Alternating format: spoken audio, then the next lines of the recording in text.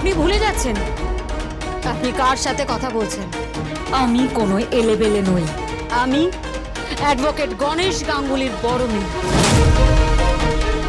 আর advocate Agnijit Mukherjee পুত্রবধূ। এখন so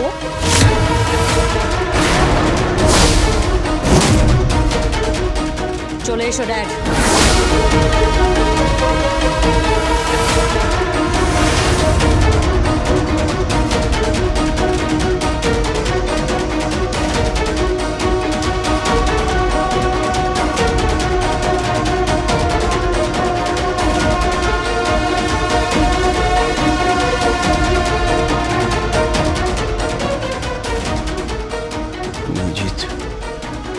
Agnijit Mukherjee.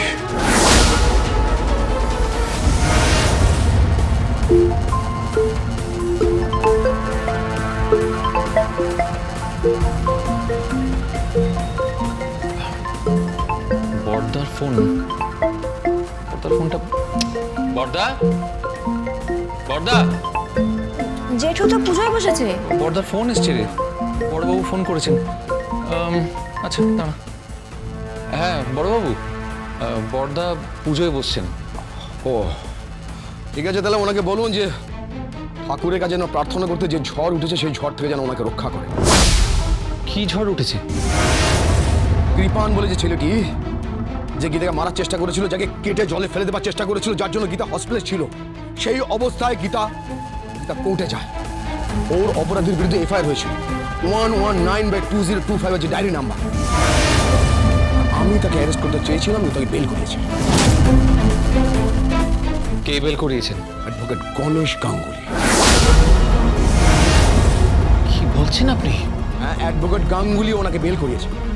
উনি মেয়ের বিরুদ্ধে আদা জল খেয়ে নেমে পড়েছেন। আপনারা বুঝতে পারছেন? আপনারা এখন থামান ওনাকে। দেখুন, ওনাকে থামাতে হয়তো পারবো, কিন্তু গিনিকে? ঠিক তাই। ওই গিনি মুখার্জি কোর্টে এসেছিলেন। দেখুন, এটা সম্পূর্ণ আপনাদের পারিবারিক ব্যাপার, এর মধ্যে আমার মাথা গলানোর কিছু নেই, কিন্তু আমার খুব খারাপ লাগবে যে যাকে চিরকাল আদর্শ বলে মেনে এসেছিল অ্যাডভোকেট গীতা এলএলবি, সে একজন অপরাধীর পাশে দাঁড়িয়ে এই লড়াইতে গীতাকে হারিয়ে দেবে। আমি জানি যে গীতা অ্যাডভোকেট গাঙ্গুলির বিরুদ্ধে লড়তে পারবে, কিন্তু তার বাবার বিরুদ্ধে কি করে লড়বে? এটা যে সবচেয়ে দুর্বলতম জায়গা। হোয়াটএভার, আমার জানানোর কথা আমি জানিয়ে দিলাম। বাই।